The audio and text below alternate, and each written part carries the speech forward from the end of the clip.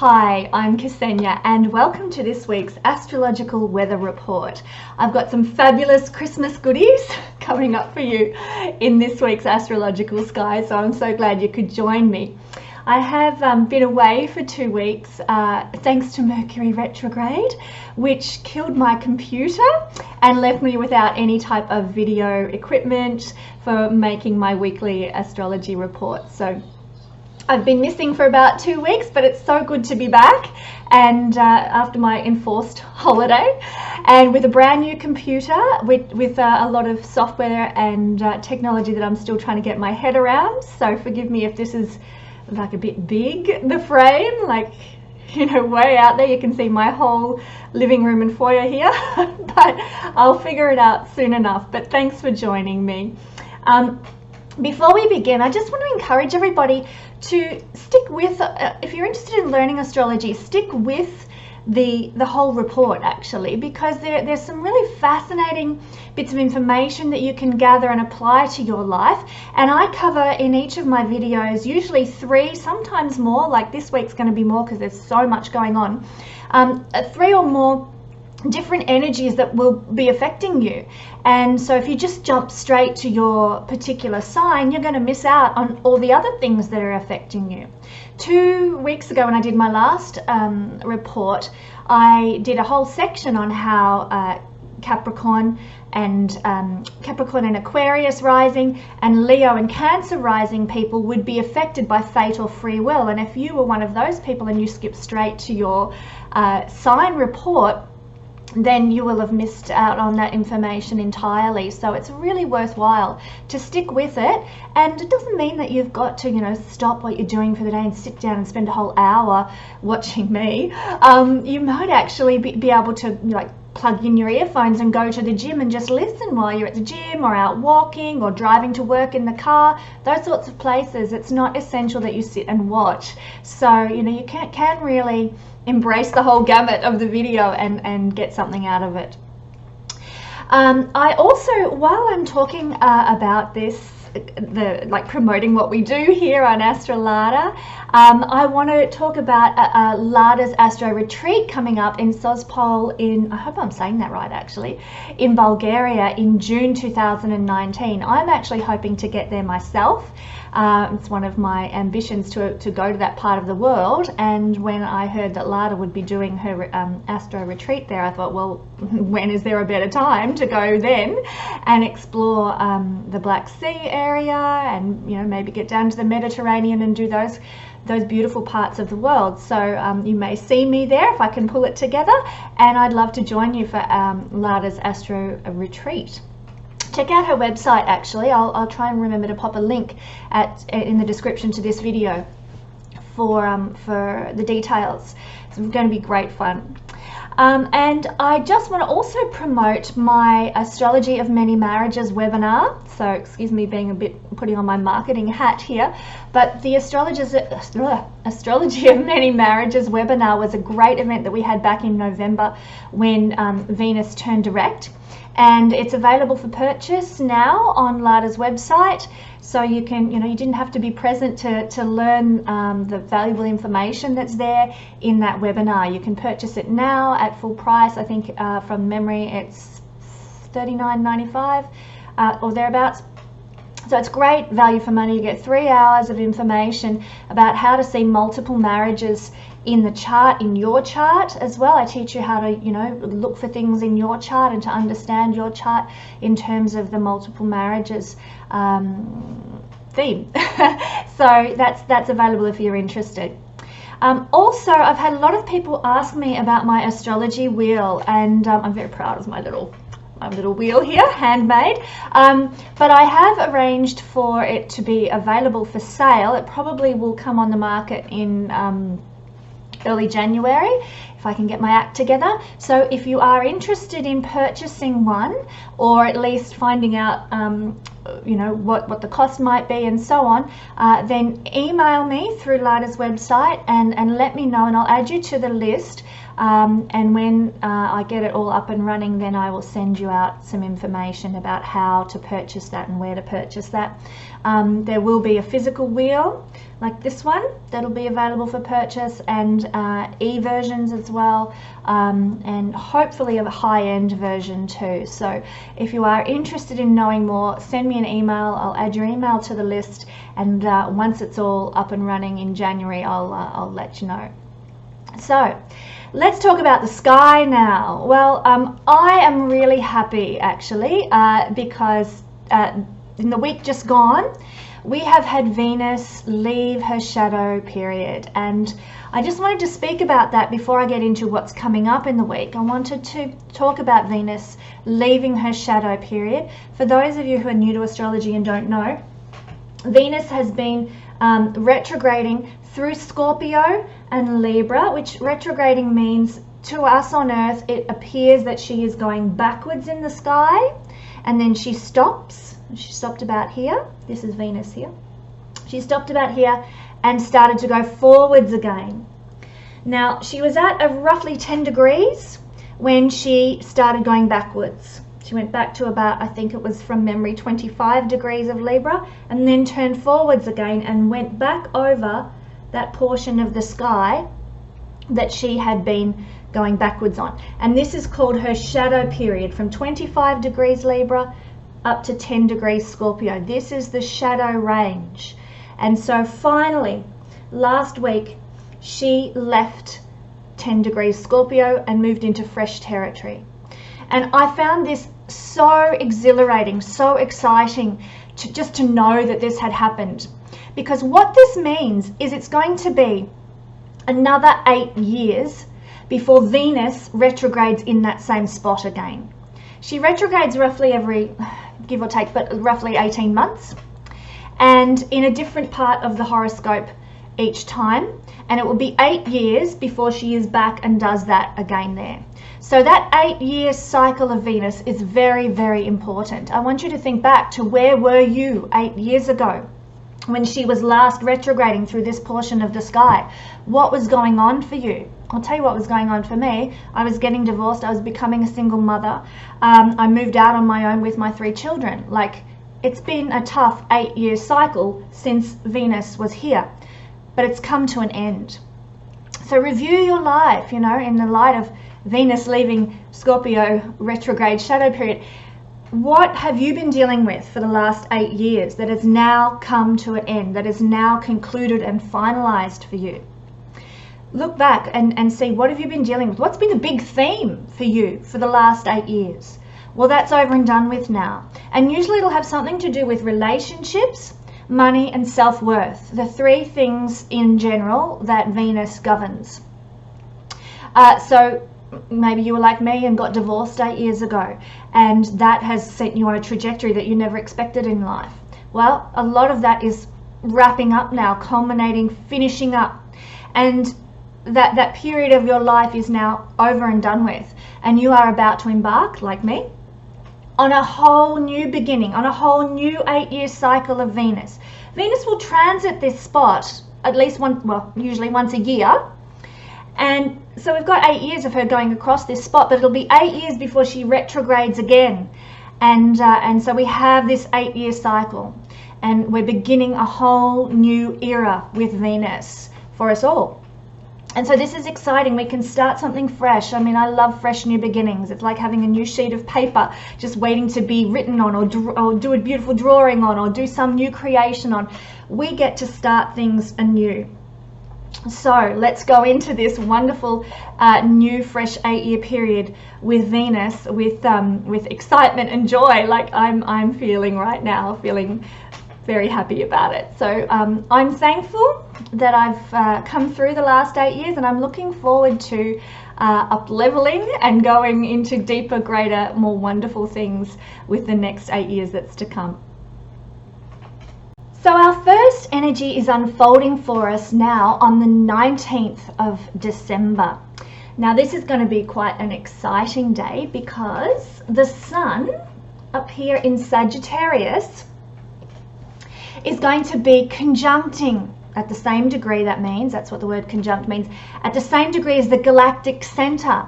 Now, the galactic center of our galaxy, naturally, it's a galactic center, it's a symbol of being drawn into something that is larger than life, and usually to do with whatever the sun relates to in your chart.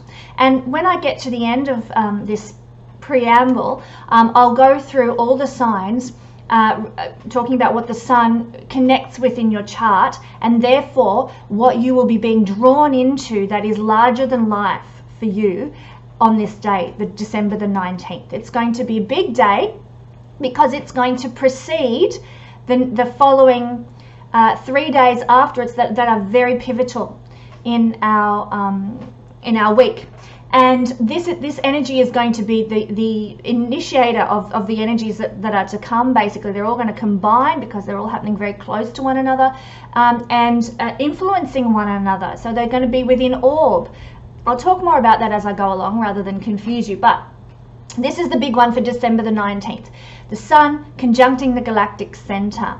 Now, the galactic center, the center of our galaxy, was discovered in 1974, and when it was discovered, the north node of the moon was at 27 degrees Sagittarius, which is where it actually is. So the sun on the 19th will be at 27 degrees Sagittarius, and this is the placement of the galactic center, and it was where the north node was on the day that the galactic center was discovered in 1974, the year I was born. Maybe I shouldn't say that. But this is really powerful. The north node represents our destiny, and usually as above, so below. And on the day of discovery of the galactic center, the north node was there. And what does the north node represent? It represents our destiny, what we are heading towards in life, where we are going, and what we are becoming, what we are up leveling into, what energies we are mastering personally for us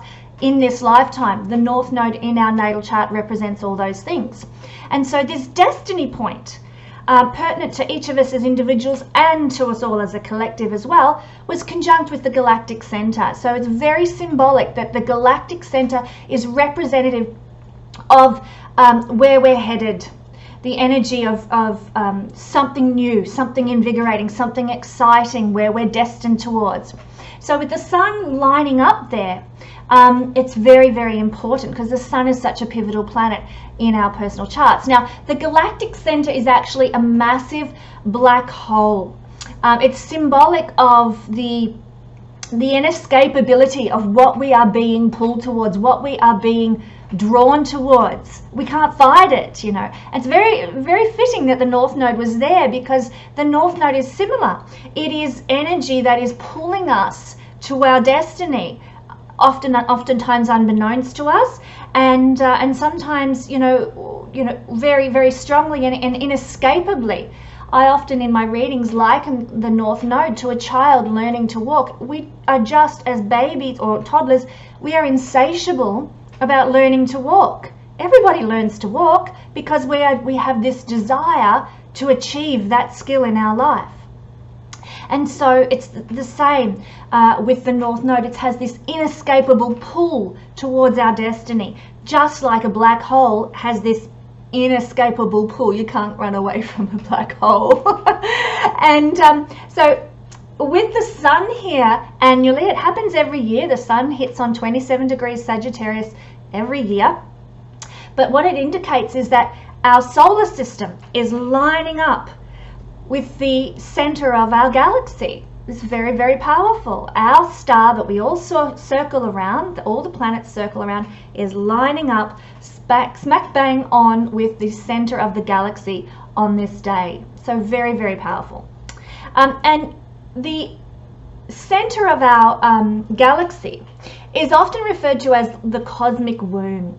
It gets that name because it's like the source of change, the source of creation, the source of rebirth. Black holes have this pull of, dragging everything into them, but equally they are also the place from which universes and galaxies are born.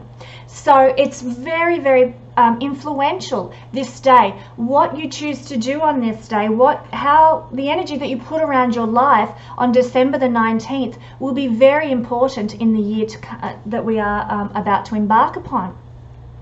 And of course, this is occurring 2 days from the summer solstice in Australia and winter solstice in the northern hemisphere. So it's just remarkable how these energies kind of all line up. So what energy you put around you on December the 19th, if you can make your world more joyful, more colorful, more giving, more generous, more beautiful, more fun, more pleasurable, you will embrace those energies for the year to come, because it's what you'll be being drawn into, what you'll be being captivated by even, and mesmerized by. So set that up for yourself. Make December the 19th a special day. And then we've got the summer solstice, winter solstice, depending where you are, occurring on the 21st of December. That's going to tie in with these energies as well. The sun will only be 2 degrees from this point on the 21st, the solstice. And I'll talk a little bit more about the solstice in just a minute. But it's just a magnificent time for setting intentions for the coming year. And like I said, I'll talk more about that when I get to talking about the solstice. But with the sun here, it represents how we shine in the world, where we receive our self-confidence from, where we can glow. So stick with me through this preamble, because I'm going to come back to this and look at where our self-confidence is, where we can glow, where we can shine for each sign. That's what we're going to be looking at today. But we're going to just go through a couple of the other energies that are playing out before we get to the breakdown of each sign.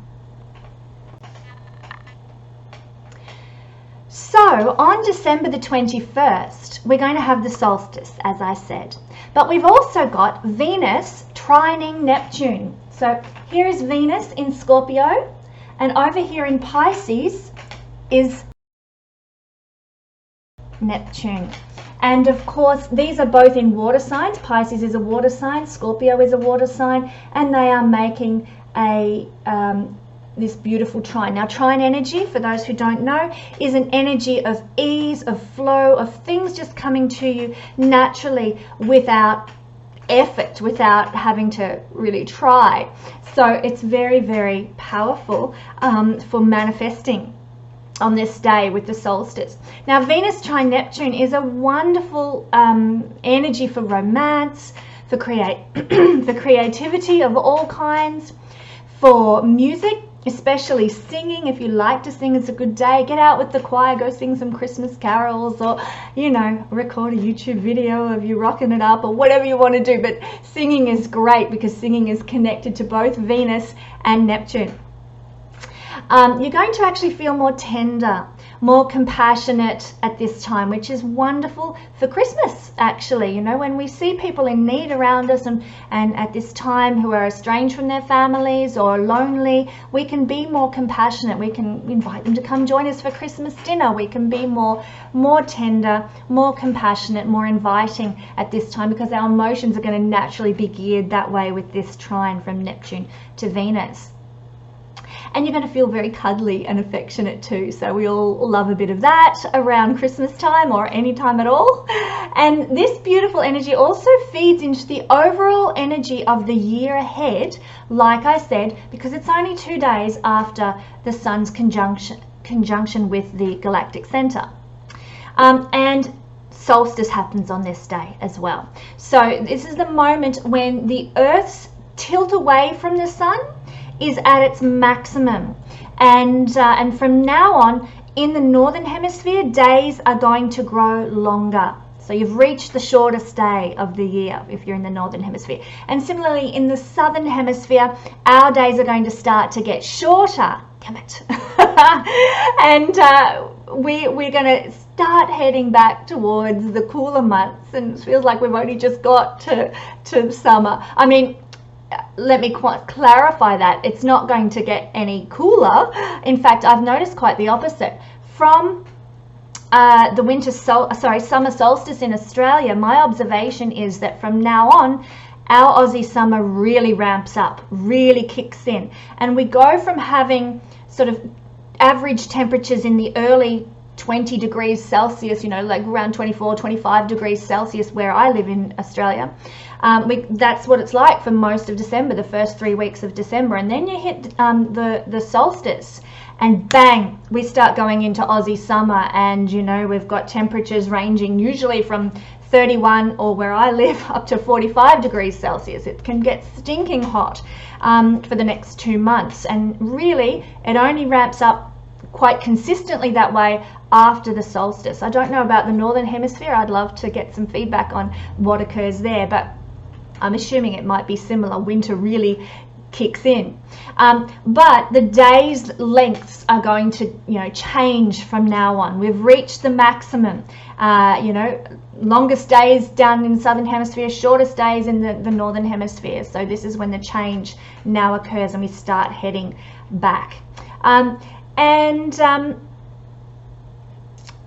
Sorry, I just lost my train of thought for a moment there. So this is big energy. On this day of the solstice, December the 21st, we've got this loving trine happening. We've had the sun conjunct the galactic center. It is a beautiful energy for initiating this new year, if you like, of moving back. Now, when I say moving back, obviously the tilt of the earth is going to start to change again. So we've reached the maximum and we're heading back, and it'll be another year before we're back in this spot. So a couple of yearly cycles are unfolding together. We won't be back at this solstice period for another year. The sun won't be back at the galactic center for a whole other year. So this is a really good time to, as I said, initiate some intentions for the coming year ahead. And the final energy well, it's not really the final energy actually, there's a couple more, but the one I'm going to talk expansively about is the December 22nd full moon at 0 degrees of Cancer. Now, of course, when I'll just move my little fellow here, down to Cancer, 0 degrees, opposite the sun. So when we have a full moon at 0 degrees, 0 degrees is the energy of beginnings, of new starts, of fresh blank pages. So we've got a lot of fresh beginnings unfolding for us at the moment. And of course our moon here, sorry, I've just gone and made that a bit odd there. Our moon is sextiling with Uranus. So this gives the whole full moon energy, the feel of excitement, of positive change, of lovely surprises, because of this kindly aspect from Uranus, the planet of change, the planet of being authentic and truthful and liberation and freedom, connecting with our emotional planet, the moon. So this is going to be a full moon of excitement, positive change, lovely surprises. It's going to be so good. And of course, it's following 3 days after the sun at the galactic center, the winter summer solstice, and this beautiful trine energy from Uranus and Neptune. Fantastic period of 3 days that we're embarking on. Not only that, but this moon is conjuncting with 2 mammoth fixed stars. The first star is Betelgeuse. You know the film? But Betelgeuse, it's a monstrous star. It's absolutely phenomenally big. It makes our sun look like a pipsqueak by comparison. Betelgeuse is a massive star, and it is a star of power and honor and wealth. And also, almost at the same point actually, they're about 1 degree apart from our perspective on Earth, Menkaliman, a star which has the nature of Jupiter and Mars. This is a leadership star, a star of power and independence. And of course, the full moon is occurring on these tremendous stars that are full of great blessing. If you're born with an angle or a moon, or the moon or the sun on these stars, whew, you are very blessed. And so to have this full moon occurring on these stars, again, the blessing is magnified and energized. So you're going to see this full moon instigates a lot of great things in your life when it's you know, combining with the fixed stars, combining with the Galactic Center, you know, it's just a powerful, powerful time of the year. Great for seeding intentions. In fact, you're going to see the fulfillment of the intentions that you set from 2 weeks ago when we had a new moon occurring in Sagittarius. And so you might find that there's some things that have come to fruition and to fulfillment that you sort of were talking about or thinking about or feeling about 2 weeks ago. But even more important with this full moon is actually the energy of initiating, like, because of all these other energies that are unfolding at the same time. So it's a brilliant time to, as I said, to set intentions for the year ahead as part of the solstice. I keep repeating myself, Mercury conjunct with Saturn, I can't help it. Sun conjunct the Galactic Center, and of course this gloriously powerful full moon. So we can actually make 2019 a powerful and beautiful year by initiating positive energy over these 3 days. If we start this, what I see as a new yearly beginning, with this positive energy, if you know, play happy music, keep yourself in a great state of mind, connect in a compassionate, loving way, Venus trine Neptune, with your friends, you are going to establish an energy, an aura of energy that will last with you throughout the coming year. Now, before I get to what's playing out for each sign, there's a couple of other energies occurring as well. So the first one is that the Sun, on the 23rd of December, the Sun will be entering into Capricorn. So this is going to, I'm not going to talk extensively about this. There's no need, there's no need if you're a Capricorn strong person, you know all about Capricorn. But the Sun's moving in there is going to be 30 days in the sign of Capricorn. The moon also at this time on the 25th, on Christmas Day, I'm just checking my notes, the moon is going to be conjunct with the North Node on Christmas Day down here. And it's going to trine Mars in Pisces, ba-boom, up here. So this is and this is the moon. I'll just move her. There she is, conjunct with the North Node. And she's trining Mars, passion, energy, enthusiasm, invigoration, you know, ideas. And this is actually the moon's beginning of a 2-week journey into the solar eclipse that's going to be occurring in early January. So in 2 weeks' time from the Christmas Day, she's going to be up here, sorry about my sound effects, up here and creating the first of the eclipses for 2019. So she's getting ready, set, go. So again, more of a, you know, more influence of initiation, seeding intentions, making wishes, wishing upon a star, lovely old songs that sing about wishing on stars.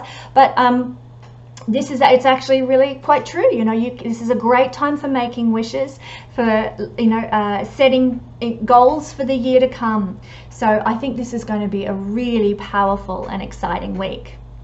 So I will be speaking to you again on Boxing Day with the energies of the week after this. So this is the exciting week that we've got to come. But now I'm going to actually go through each of the signs with relation to the Sun at the Galactic Center.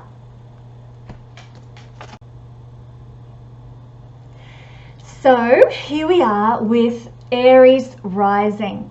Now I probably need to start this portion of the video just by explaining that I use rising signs because I feel they are far more accurate than the Sun and the Moon. That is my belief. You might be part of a school of astrology that thinks differently, and that's fine. Jump to your Moon sign, jump to your Sun sign if you prefer, because you know you'll still get the same information. It will still be pertinent to you. But the rising sign, and this is Astrology 101, the rising sign is the most individual point in anyone's chart. It's the most influential point and the most powerful point in anybody's chart, actually. The Sun is in a sign for 30 days at a time. So it's very general to anyone, say, born with the Sun in Gemini. It's going to be very general. You know, there'll be a big group of people born with the sun in Gemini on the year that you were born. What gets a little bit more unique is the moon's placement.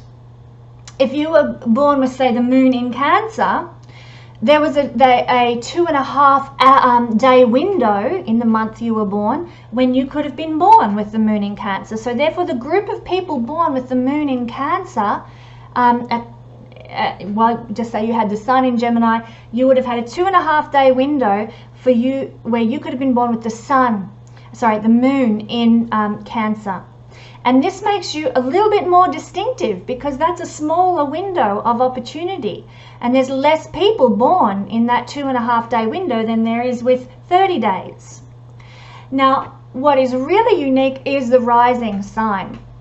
And that's unique because it changes every 2 hours on the day you were born. So there was a 2-hour window that you could have been born, let's say, with the rising sign in Aries.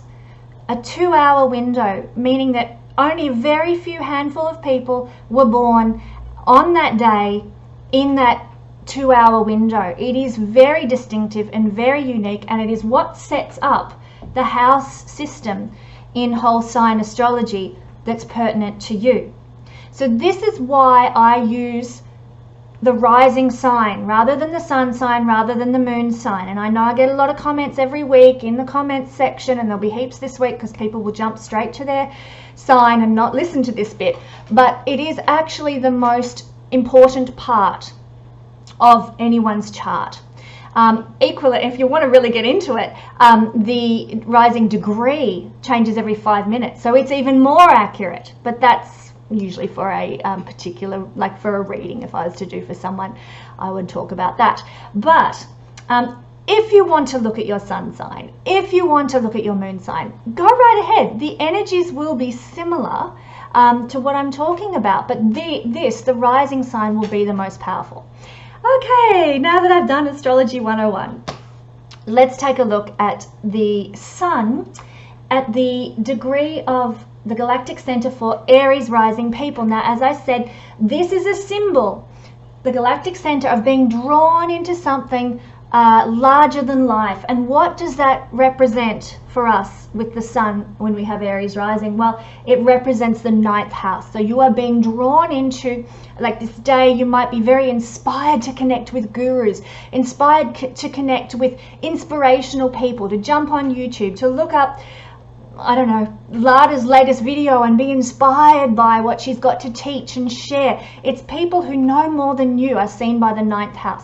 It's also other forms of higher learning. Anything to do with expansion, anything to do with experiencing other cultures even. So you might be really keen on this day to go and have an exotic dinner at an Ethiopian restaurant in town, or somewhere that's very culturally different to you. You might be, make plans to attend Chinese New Year celebrations in China.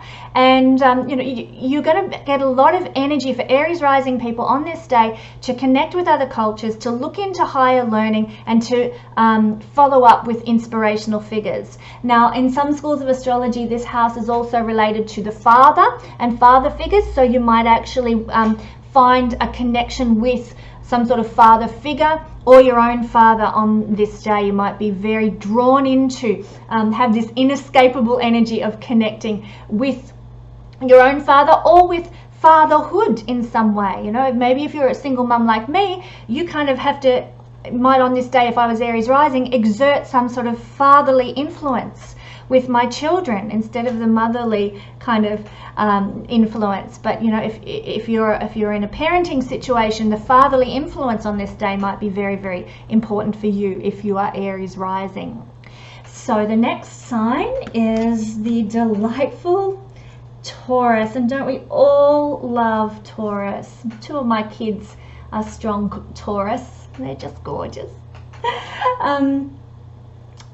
Taurus rising people puts the Galactic Center and the Sun conjunct the Galactic Center over here in the 8th house. So you are going to be drawn into, inescapably, feel the pull towards things that are a bit hidden and mysterious. You might decide, oh, you know what, I think I might watch an Agatha Christie film, or Alfred Hitchcock, or something that's a bit, you know, about the underworld, about the mysterious, about crime. You might like to read a crime novel or watch NCIS or one of those shows.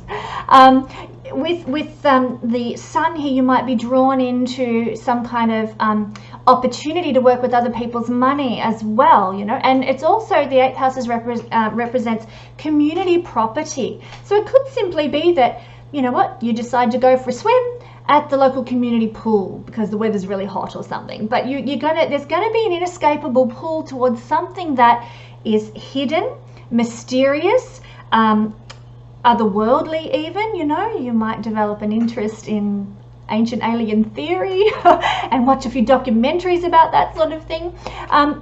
Or community property and other people's money. So you might actually get an opportunity to, you know, receive some sort of inheritance, or you might get pulled into some kind of a legal arrangement for, you know, in the future when grandma passes away, well, I'm going to get her car, and you know, you're pulled in, you're given this opportunity with other people's possessions or inheritances and that sort of thing, where they kind of happen not through your own exertion, but sort of through it just manifesting for you, this inescapable energy.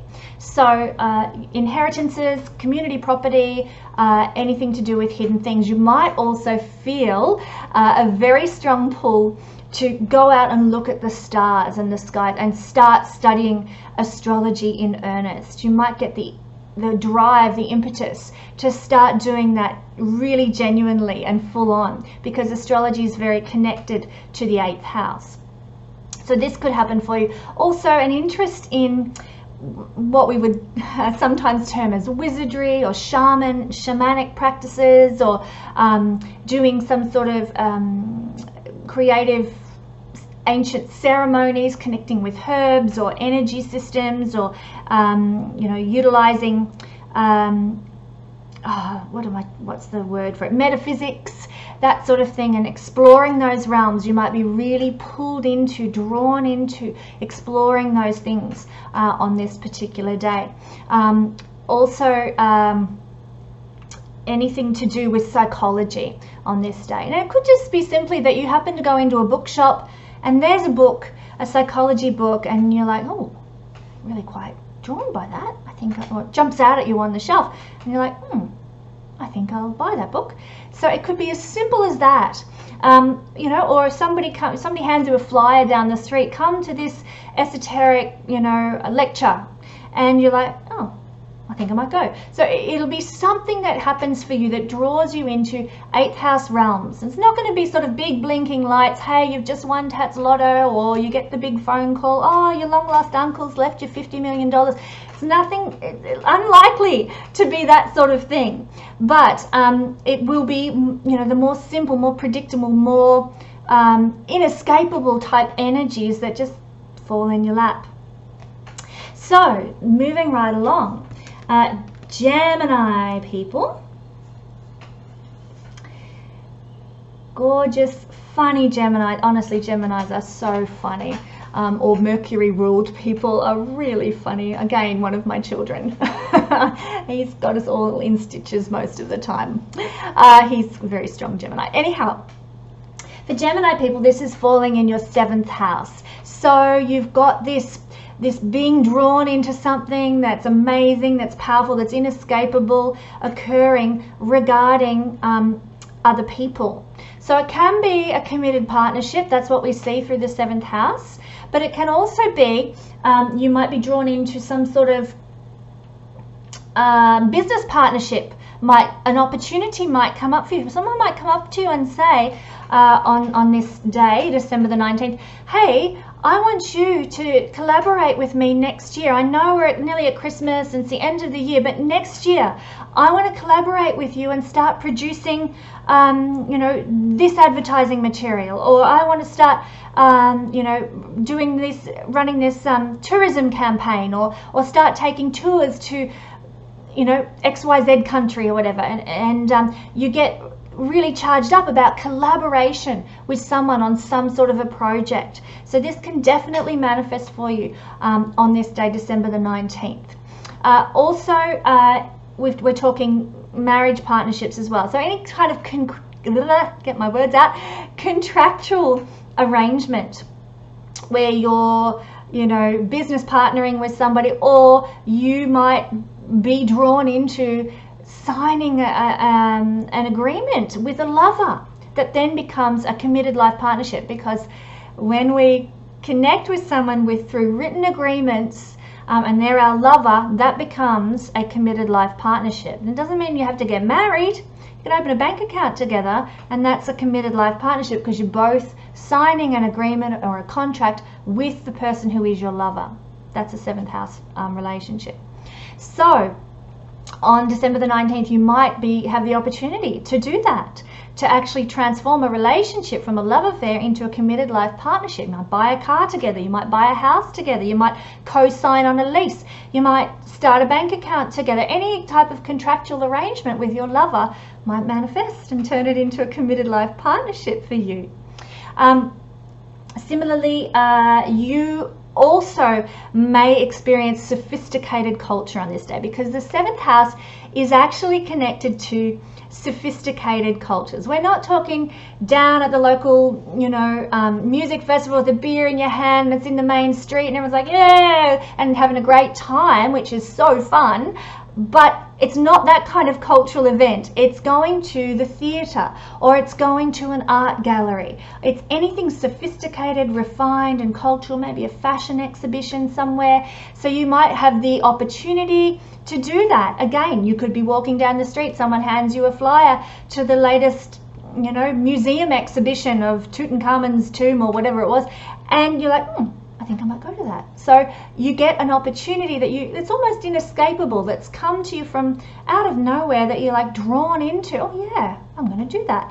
And it can happen in any type of cultural, sophisticated, refined realm. Equally, you might be walking down Collins Street, Melbourne, one of the most sophisticated shopping streets in Melbourne, and spot something that you've always wanted, and you lash out on some fine, sophisticated Tiffany bit of whatever, jewelry or something, and you have a lash out on something a bit cultural and a bit sophisticated, or, well, not so much cultural, but sophisticated and refined and high-end kind of stuff. So that's Gemini rising. Just watch your wallets if that's the case. Alrighty, we've got the lovely Cancerians coming up next. Get that sitting right. Cancer, lovely Cancer sees this Galactic Center fall in their 5th house. No, their 6th house. My apologies. So this is falling in the 6th house. So there's going to be an inescapable draw, an inescapable pull, because of the Galactic Center connecting with the Sun to something to do with 6th house things. So 6th house things are, many things are seen from the 6th house, but the major themes are service. In ancient times, the 6th house was seen as a place where you were lower than, less than the underdog kind of thing. And it was connected with people who were servants, who were serfs, who were doing sort of menial labor. These days, it's connected to employees, students, people who are not the lower rungs of society, because we've all been employees at one stage or another in our lives, but people who have somebody above them in hierarchy. So, if you're a student, well, you've got your professor that's above you, or your tutor. If you're an employee, well, your manager's above you, or your boss is above them, and so on and so on. So it's when you've got people who are above you.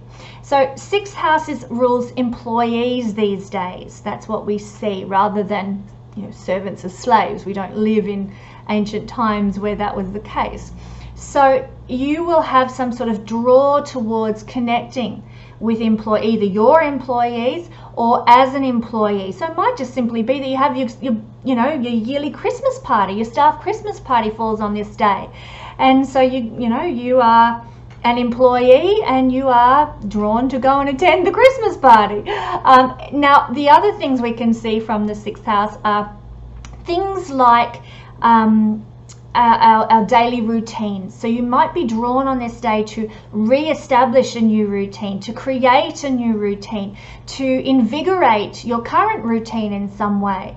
You know, change your diet, or start walking in the evenings, or going for a swim in the morning, or something like that. You'll reinvigorate your routine, and it often will be connected to your own well-being as well, because well-being is connected to the 6th house. Again, in ancient times, it was a house that was all about disease and diseases. But these days, we're not so focused on diseases in Western countries. I mean, we are, like, we think about disease and we want to take care of our health, but we haven't got polio happening anymore, and we don't have, you know, all those diseases that we've sort of moved on from, thank God, and touch wood.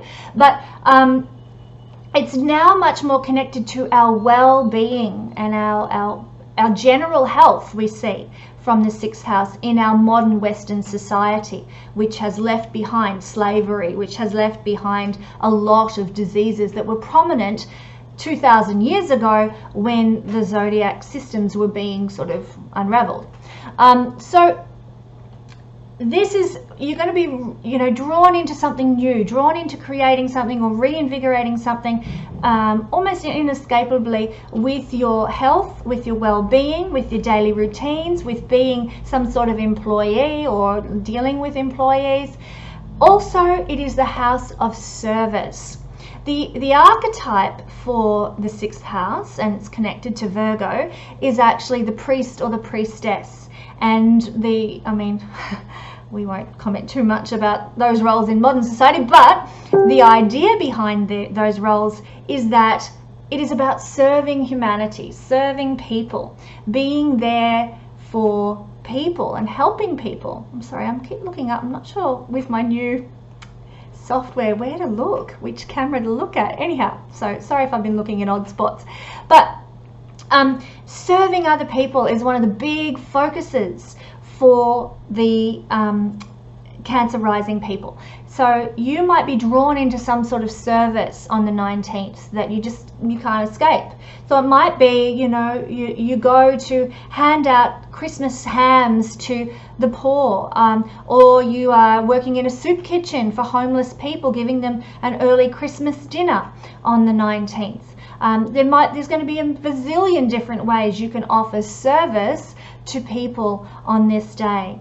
And look, that can take many shapes and forms. It doesn't have to be connected necessarily to people who are struggling lower down in the rung than you are. It can also be connected to offering service regarding health and well-being, like we've said, or regarding general routines. Helping people structure their routines might be a really good bit of service you can offer. Helping, maybe running some sort of free yoga class on this day might be a way you can offer some service. But you're going to be drawn into doing so in some way, shape or form on the 19th when the Sun conjuncts the Galactic Center. Okie dokie, the lovely Lions, Leos. This is the 5th house. So the Galactic Center is in your 5th house, Leo people, and this puts the Sun conjunct your Galactic Center on the 19th. And this is going to draw you into something that's almost inescapable, concerned with 5th house things. Might be children. Children are seen from the 5th house. So you might have the opportunity to work with children or do something kind for children, be generous with children on this day. And of course around Christmas, this is almost unavoidable. You might get the chance to be Santa at something and dress up and take care of the kids or whatever. You might also have the chance to, or be drawn into something that's almost inescapable for you concerning romance. This is going to be a super romantic day, not least of which because Neptune and Venus will be very close to trining one another on this day, but because it's in the 5th house of love and romance for you. So you might be drawn into some kind of lovely romantic situation. Now, it doesn't mean that it's going to start a new love affair for you or anything like that, but you might be walking in the park and you've got a bunch of books and Christmas ham under the other arm and a bunch of flowers, and then it starts raining and you've got your umbrella and everything just falls, and then there's this handsome stranger that comes and helps you with your things, and nothing might transpire from that, but just might be one of those movie-like romantic situations that just appears out of nowhere for you on the 19th. So you might be just drawn into this sort of a situation with the Sun conjuncting with the Galactic Center in the 5th house. Like I said, it doesn't necessarily mean that you will develop a romantic relationship, but you could, if the rest of the stars in your natal chart align, it may just bring you a romance. So fingers crossed if you're looking for one that's the case. The other things that the 5th house represents is creativity. Now, 5th house is creativity. Being romantic, creating a candlelit dinner for your lover, that's being creative. Thinking up some kind of a date for, the person you love, that's being creative. Anything creative is seen from the 5th house. Making children, hello, that's creative. So it's the house of supreme creativity, the 5th house. So, you can be creative with your lover. You can be creative with your husband or wife or partner. You can be creative with your children. And you can be creative with you yourself personally, because remember, the 5th house trines the 1st house, which is you. So there is this beautiful, easy, flowing, natural connection to creativity as seen from our 5th house. So with the Galactic Center here, you're going to feel drawn into being creative in an almost unavoidable way. Maybe you'll get a story inspiration for your next book. Maybe you'll see some photograph that inspires you to redecorate your home. Maybe you will get some sort of a psychic download for a new painting that's going to leave Van Gogh for dead. You will be inspired. You will receive some sort of creative energy on this day towards, all of these things, being romantic, being playful with children, I've listed them all. It's going to be a day of great creativity. Now, the final thing that we see with the 5th house is pleasure, fun, and joy. So on this day, you will have the opportunity to experience some sort of pleasure, fun, or joy. You'll be drawn into it. It will be inescapable for you, unless you're very strong-willed and determined to be an old sourpuss and a Scrooge at Christmas time. So this is actually going to be a great day for being creative with pleasure, with fun, office Christmas parties maybe, or, attending some kind of great Christmas dinner with the family early, or anything that's fun, pleasurable, enjoyable, lots of food, lots of laughter, lots of music, having good times, lots to look forward to that you'll be drawn into if you are a Leo rising person. Okay, the Galactic Center for very special Virgos is going to fall in the 4th house. So you're going to be drawn into, in this inescapable, probably quite larger than life way, into 4th house things. Now, at this time of year, we always connect with our heritage, our family, our roots, our lineage. That's just the nature of the Christmas season. So for Virgo people, it's going to be a given. But this can actually be this energy playing out for you, the Galactic Center conjunct Sun, playing out for you, where you are just drawn inescapably into connecting with your family, connecting with your mum. Mother is seen by the 4th house. Connecting with your ancestors even. It's actually quite a karmic house, the 4th house. Usually 12th house is past life stuff, but the 4th house is still karmic as well. And so you might be inspired to connect with ancestors in, you might fall asleep and have a dream that's quite karmic with this placement at night time. And or you might have the desire to, my family comes from Ireland and we moved out to Australia when 5 generations ago as farmers or whatever, when the potato famine was on, and you know what, I'm going to go back to Ireland. And you don't do it straight away maybe, but you go online and book the tickets and you make the plans and you get that passport organized. You start putting things in place to go back and connect with your ancestors, 4th house. It's going to be something you're drawn into almost inescapably. I must go back and connect with my ancestors. So anything to do with family, your immediate current family, your children that you have can also be seen from here. Your parents and brothers and sisters, you know, general family, and your heritage, your roots, your lineage. Also community. If you grew up in a, you know, particularly cultural type of community, like maybe you were part of a suburb in, say, Melbourne that was very Italian, and you're surrounded by Italian families, and that was the cultural community that you grew up in, well, you might be drawn to reconnect with that on this day.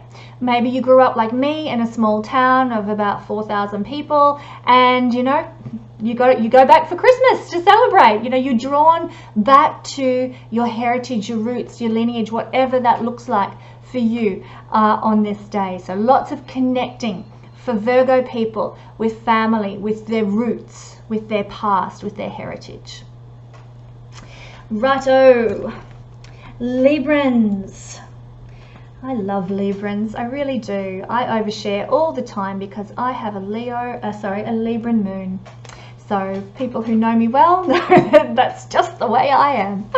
Libra people, you have this falling in your 3rd house. So the Galactic Center is in your 3rd house, and the Sun will be conjuncting the Galactic Center in your 3rd house on the 19th of December. So what does this mean? It means that you're going to be drawn into, in a larger than life way, in a big way, an inescapable way, into 3rd house things. You might get a light bulb moment around establishing a new business, or have a new business idea for your current, you know, small business is seen by the 3rd house. So for you guys, for Libra people, getting ideas about business, getting some new marketing ideas might suddenly come to you, you know, on this day.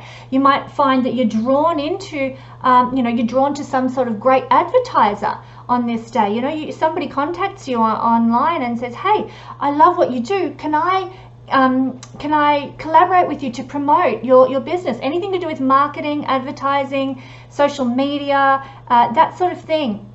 So on the 19th of December, you might get an opportunity to promote what you do, to market what you do, to communicate it with a wider audience. Hello, I'm a Libra moon. I'm putting this video up on the 19th of December. So hopefully for me, that means connecting with a lovely audience such as yourself. So this is the kind of thing that will unfold for Libra strong people, Libra rising, Libra moon, Libra sun. You will have more opportunity and be just drawn into naturally communicating, maybe learning something new, maybe get the opportunity even arise in your life to teach something and to share some knowledge with people in some way, just as I'm doing right now. You might get the opportunity to just socially connect and be where the action is. You know, maybe you get the chance to go and be, I don't know, downtown New York on this day, if you happen to live in that part of the world. You know, just be down where all the action's taking place, downtown New York or central London or something like that. You know, Melbourne, if you're in Australia. Just being where everything's going down, where everything's happening, and being part of all the action might unfold for you on this day in a really beautiful way that's almost unavoidable, you know, and exciting and invigorating for you. So that's something to look forward to as well. So that's what's happening for Libra strong people, you know, anything to do with communications, teaching, marketing, advertising, small business, you're going to be pulled into, and it's going to cause some manifestation and something exciting to happen for you in those fields. Moving along, just to speed it up a little so we don't run out of time, we've got Scorpio rising people, which puts, sorry, this is moving, the energy of the Galactic Center in the 2nd house. Hello, Scorpio. Powerful. You are going to be, sorry, it tends to like to have a mind of its own sometimes. You're going to be drawn into, almost inescapably, unavoidably, with great, you know, larger than life kind of energy around possessions, money, self-worth. These are the three themes of the second house. And of course, the second house supports the first house. If you look at it here, it sits underneath the first house. There's the first house and it sits underneath it. So it is supporting. The first house is your body and your body's journey through life, and it's sitting underneath it. It's supporting it. It's holding it. So anything that supports your body's journey through life, you're going to be pulled into in a big way on the 19th. You might get a raise. You might get a Christmas bonus. You might get some sort of gift out of the blue that's actually really beneficial and adds to, say, a collection that you've got already, or you might get a chance to increase your possessions a great deal in some way, shape or form. Somebody might leave you, say, a whole record collection that you've always aspired to have, all the cool old music or whatever. You might suddenly get somebody leaves a car for you, and it's I don't know, an old Pontiac or something really, really fabulous. Something can come to you in a big way on this day that's almost inescapable. And it mightn't mean that you actually necessarily own something, but you might get the chance to utilize an old Pontiac. Just say you're going to Christmas dinner at your girlfriend, new girlfriend's house, and somebody says, hey, take my car, and it's some classic, gorgeous looking, fabulous thing, and you get to use that on that day. And you just feel like a king, you're in this special car. Maybe it's an old Cadillac or something, showing my old rockabilly roots here, but something, some kind of possession, some kind of material goods that you can utilize to invigorate your life, that comes to you without even sort of striving for it, that you're just drawn into in a larger than life, powerful kind of way. So it can be anything. It can be cars, it can be clothes, it can be food, it can be houses, it can be anything pleasurable as well, such as, fine restaurants, anything that you can touch, taste, see, hear or smell is seen from the second house, the five senses. So anything sensory as well, fine velvets or good food at a fine restaurant and beautiful jewelry, all those sorts of things you might get the opportunity to indulge in, to experience, to enjoy on the 19th. It's a little bit similar for Scorpio rising people to Aries, which has sorry, not Aries. Who had it in the 7th house? Gemini. Yeah, sorry, just went blank there. It's a little bit similar to the energy that Gemini will be experiencing. Gemini will have this energy, and it's in the 7th house, which is about cultural refinement, sophistication, and the same house, the 7th house is ruled by Venus, and the 2nd house is ruled, generally speaking, by Venus. So they've got similar themes, and the 2nd house can be, again, the things that nice things, that Tiffany's brooch or whatever. You get the opportunity to utilize some sort of material goods, receive some sort of money, some sort of income that just comes to you, that manifests for you. Also, if it doesn't happen in one of those physical, tangible ways, it may happen on a soul level, connected with your self-worth, because self-worth is seen from the 2nd house, how you value yourself. So you might get some sort of up-leveling in how you value yourself on this day. You might decide, you know what? I have put up with this crap wage all year, not taking it anymore. From now on, I am going to ask for what I'm worth, and I'm going into the boss. I'm going to say, next year, I need to be paid X amount of dollars per hour because I'm worth it. So it's about doing something on this day that you just can't avoid, that makes you value yourself, honor yourself, give yourself what your dues, what you are worth.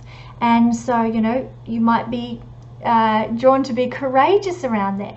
The sun is connected with our self-confidence. You might be very confident and be able to draw on some confidence to go in and do that sort of thing with your boss, or to approach your partner and say, look, you need to honor me more because I'm not feeling the respect, That's just one example. Like, there's so many ways that you can not assert yourself so much, but seek self-validation, self-worth. And this is seen for you guys Scorpio rising on the 19th of December with the Sun, the planet of confidence, the planet of ego, conjuncting with the Galactic Center, that black hole that's inescapable energy, that's pulling in some energy for you. Very much like the North Node, as I said in the beginning, where the North Node is this insatiable kind of energy. And it's going to be like that for you. You're going to be almost insatiable about asserting your own value, sense of value, how you see yourself, how you value yourself will be very, very important on this day. Okay, moving on. We've got Sag rising people puts the Galactic Center in the first house. So you are going to have it's going to be very powerful for Sag people on this day. I mean, they've naturally got the Galactic Center in their first house all the time anyway, but with the Sun conjunct this position, it just says your self-worth, your self-confidence, who you are, how you show up in the world, how you shine, how you glow is going to be enhanced. There's going to be themes around your life on this day that are insatiable. You are going to desire to glow, desire to shine, desire to be seen in some way on this day. That's how the world is going to see you. If you meet someone new on this day with this happening in your chart, they're going to be sort of magnetically drawn to you. They're going to want to know you more. They're going to be intrigued by you because this is a mesmerizing, inescapable black hole type energy, this Galactic Center.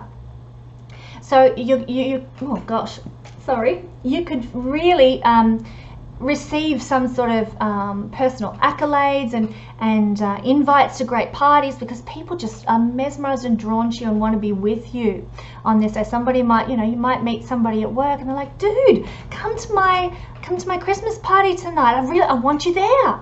And you're like, okay. So opportunities may arise because people are just drawn naturally and mesmerized naturally by your energy on this day. So keep your eyes out for great opportunities. Also, on this day, the 19th of December, it can be connected to survival. Survival and staying alive is seen by the first house. In ancient times, this was particularly pertinent because we struggled to survive in ancient times. We didn't live till the ripe old ages that we live these days, and staying alive was pretty important. These days, we don't tend to so much die delivering children, or babies generally tend to live until their adulthood and everything, which is different to years in the past. But that is why in ancient times survival was seen by the first house, staying alive was seen by the first house. So with the Galactic Center here and the Sun conjunct the Galactic Center, your ability to survive is going to be enhanced, shall we say. So if something is threatening you, like, I'm not saying you're going to die or anything, but if you're feeling like you're threatened, or you're really down, or you're really low and you're struggling, something will come into your life that's going to enhance your ability to want to keep going, to want to stay alive, to stay upbeat, to keep at life and working towards something, or living. You might get a reminder of somebody that you really care about, somebody that you really love, that gives you the energy to keep on going, keep on surviving, keep on fighting.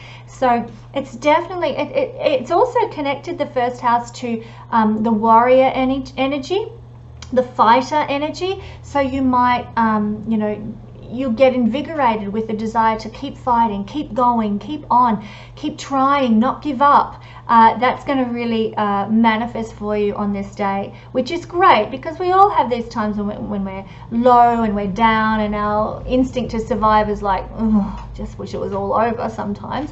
But on this day, that kind of energy, if you've been experiencing that, is going to be transformed and reinvigorated in a positive sense by the Sun conjunct the Galactic Center. So, I said in my preamble, it's a good day to start preparing intentions for the year ahead. And if you are feeling low on this day, for you Sagittarian rising people, it's a particularly good day to set intentions for the year ahead, because the first house rules your body's journey through life, how you are going to go through life.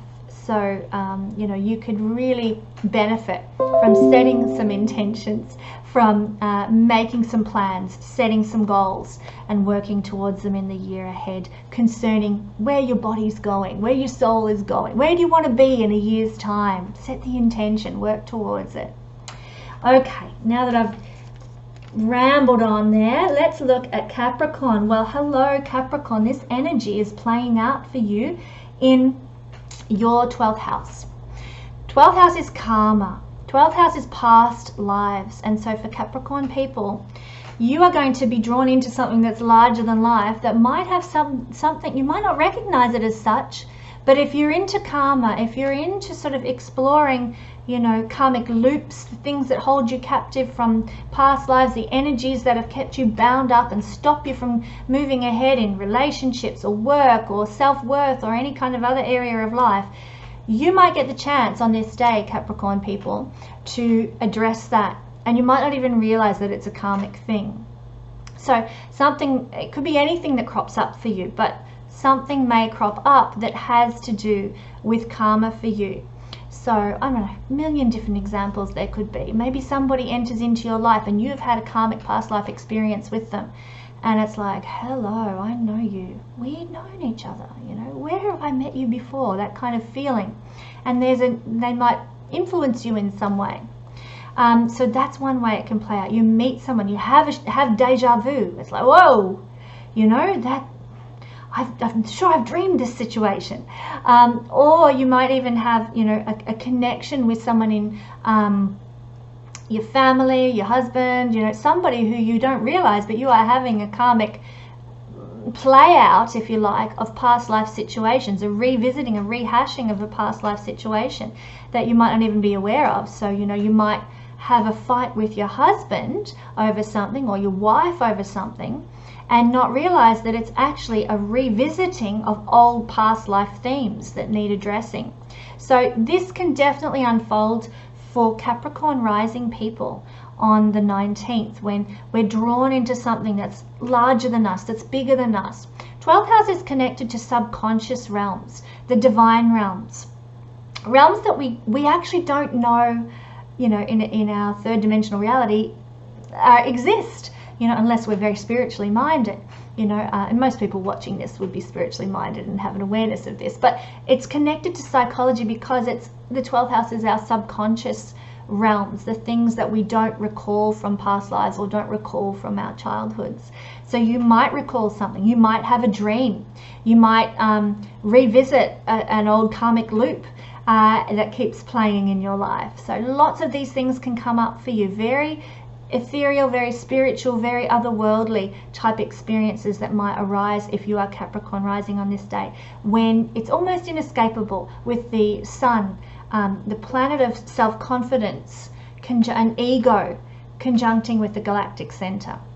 You can have an experience like this, a karmic experience that addresses ego issues and self-confidence issues for you in either the positive sense or the negative sense. So keep your eyes out, pay attention to your dreams. In fact, this whole week for you guys, I would write down your dreams and you know, whatever they look like for you, you know, keep a journal, write it down, think about it.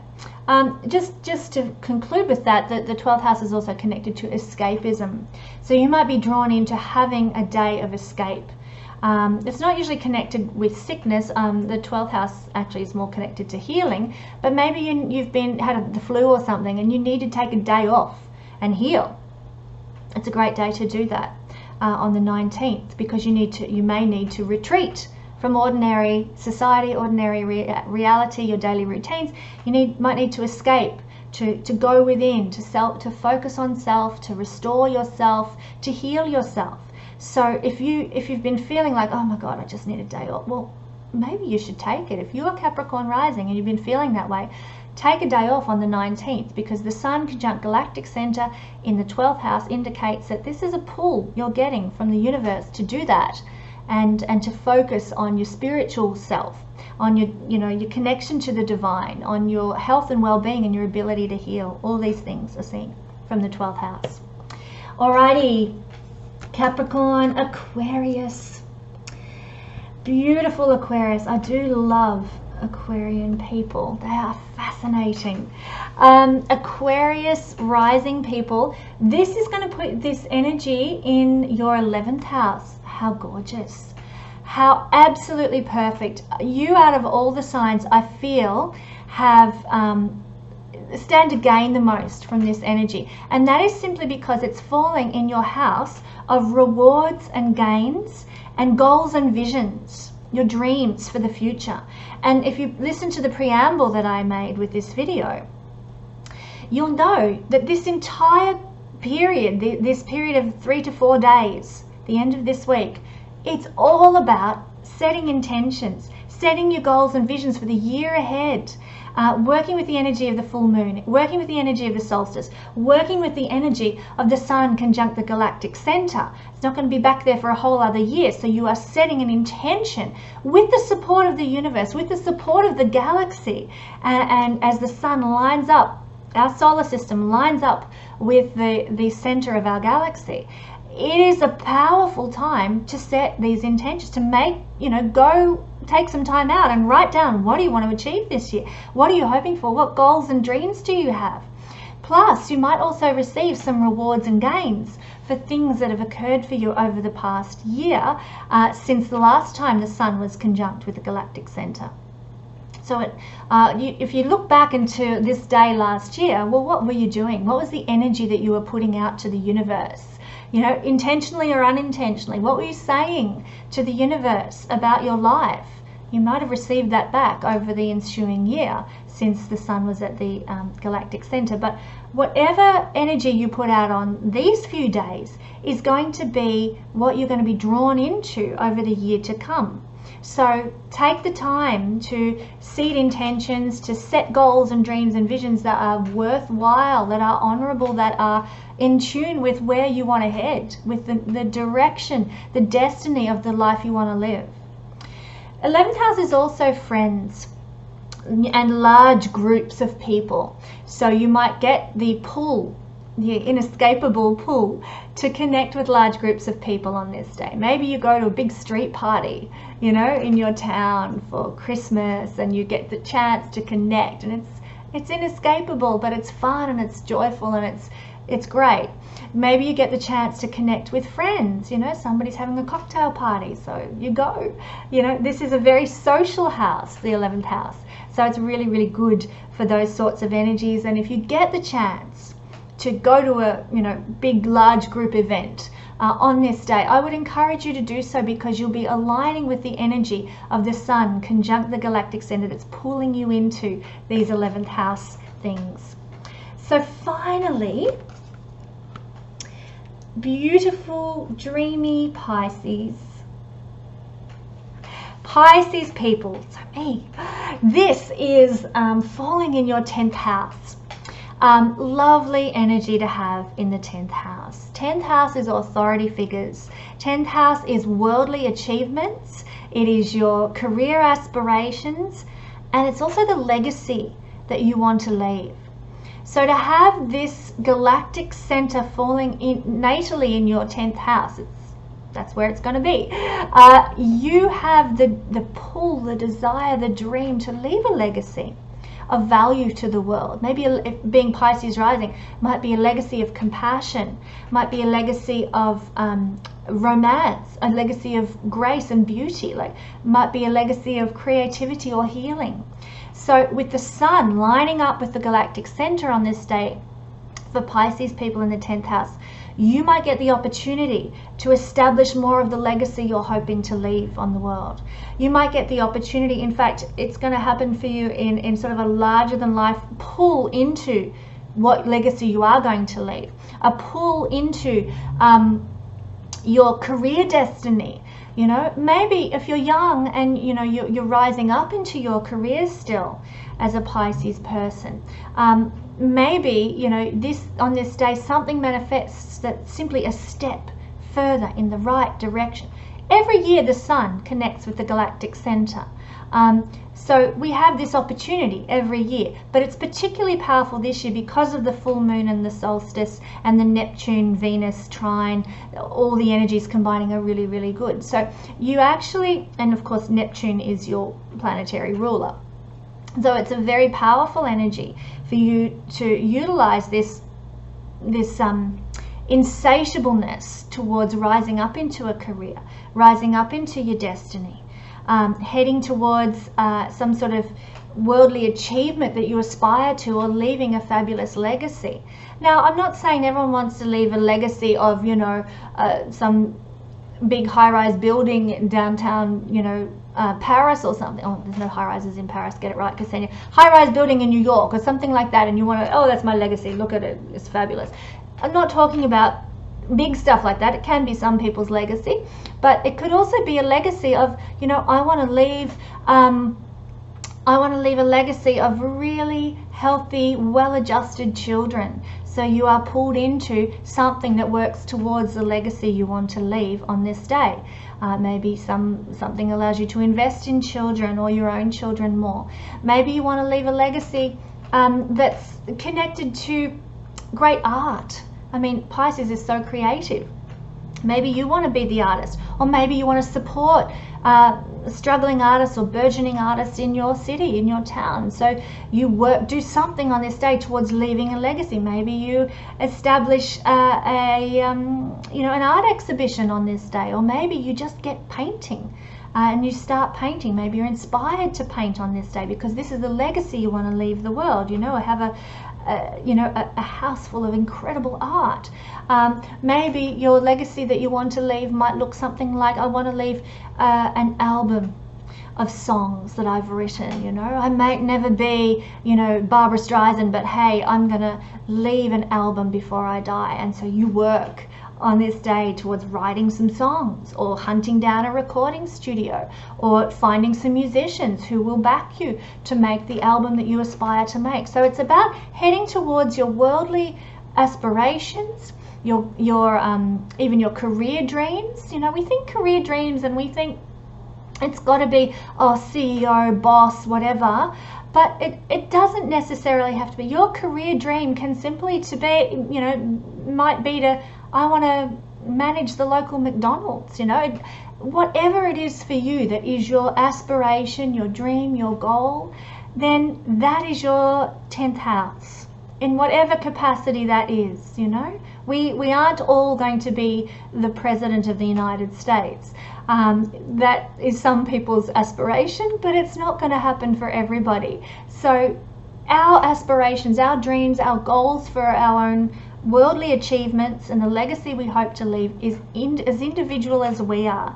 And something might happen, sorry, I'm blabbing on, but something might happen for Pisces people on this day that you are drawn into whatever it is that is heading towards the legacy you want to leave, the worldly achievements you aspire to. It happen in so many different realms. I could sit here all day listing many different opportunities, but there might be an opportunity come to you, or you might just feel the push, the energetic push to do something more on this day towards achieving your dreams. So that is what I see unfolding for all the signs when the Sun conjuncts the Galactic Center, as it does once a year, but it's still a powerful year.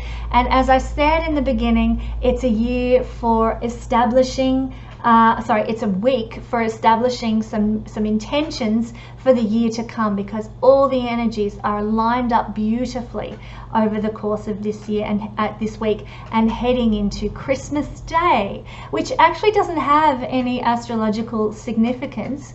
It probably would have been better if they'd chosen the 21st of December to have Christmas Day on, because it's a bit more astrologically aligned. But Christmas Day, I hope it's a blessed day for you all. I hope you get lots of goodies, and I hope that it's a fun and happy festive season for you all. And I will be talking to you next week on Boxing Day. But for now, let's go into this week's energy with just a little prayer. Loving universe, thank you for the way you have lined everything up with the planets and the stars and the galaxies, so that we can be blessed, and we want to work in a positive, upbeat way with this energy and the energies that are unfolding this week. So show us what to do. Give us the ability to listen to our intuition and our internal guidance, so that we make right choices, so that we head in the right direction, and so that we use this energy powerfully to be the people that we long to be. And may everybody have a safe, prosperous and blessed Christmas. And so it is. Thank you for joining me, and I'll see you next week.